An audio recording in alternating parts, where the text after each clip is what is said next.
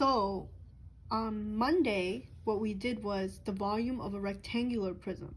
So I know I drew a rectangular prism here, and it says the volume of a triangular prism, which is what we're doing today.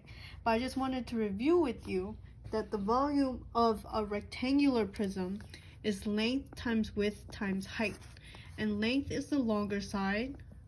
Oops, I wrote 4. That's supposed to be length. Width is the smaller side. We usually do it from the base or the bottom, or you can see the rectangle on top, so this would be width and length as well. And then height is how tall the rectangular prism is, so that would be my height. But you remember when we looked at a rectangle and we found the area, we did length times width. And then when we wanted to do a triangle, it was length times width, but it was 1/2 length times width. That was for area. So similarly with a triangular prism, here's my triangular prism.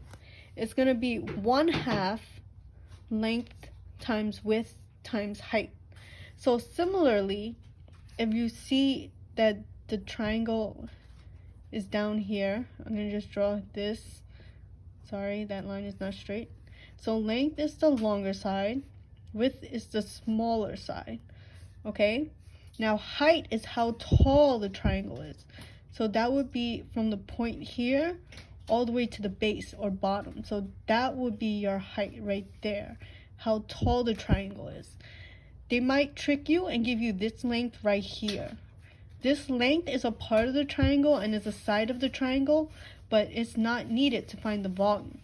The volume, you have to identify the length, the longer side of the base, the width, the smaller side of the base, and the height, how tall it is.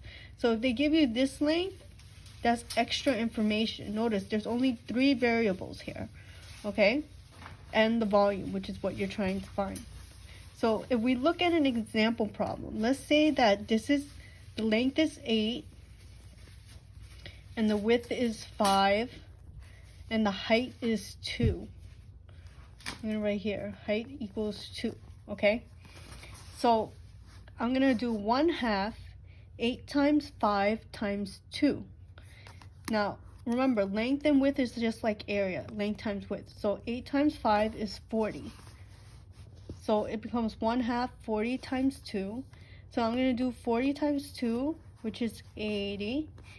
And then I multiply it by 1/2, or remember, a fraction is also the operation for division.